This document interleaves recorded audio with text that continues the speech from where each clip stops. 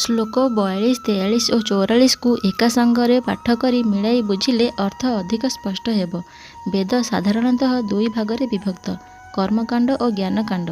ବେଦର ସଂହିତା ଓ ବ୍ରାହ୍ମଣ ଭାଗ କର୍ମକାଣ୍ଡ, ଆରଣ୍ୟକ ଓ ଉପାସନା ଭାଗ ଜ୍ଞାନକାଣ୍ଡ। ଏହାକୁ ବେଦାନ୍ତ ମଧ୍ୟ କୁହାଯାଏ। ତେଣୁ ବେଦର କର୍ମକାଣ୍ଡକୁ ସାଧାରଣ ଲୋକେ ବେଦ ବୋଲି ମନେ କରନ୍ତି।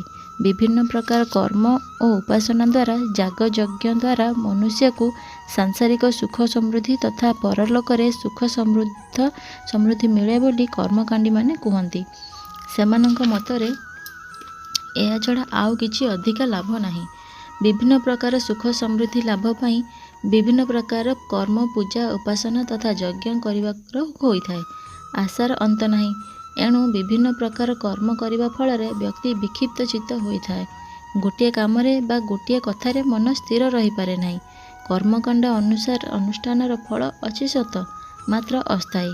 ଏହାର ଅନୁଷ୍ଠାନରେ ମନୁଷ୍ୟ ସଂସାର ଚକ୍ରରେ ଘୂରି ବୁଲେ, ଜନ୍ମ ଲାଭ କରେ, ବିଭିନ୍ନ ପ୍ରକାର କର୍ମ କରେ ଓ ମରେ, ପୁଣି ଜନ୍ମ ଲାଭ କରେ, ବିଭିନ୍ନ ପ୍ରକାର କର୍ମ କରେ ଓ ମରେ।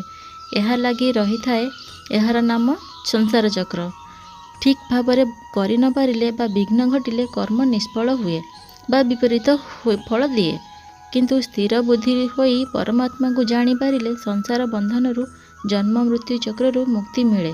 ଏହା ହିଁ ବେଦାନ୍ତ ବା ଉପନିଷଦର ଶିକ୍ଷା।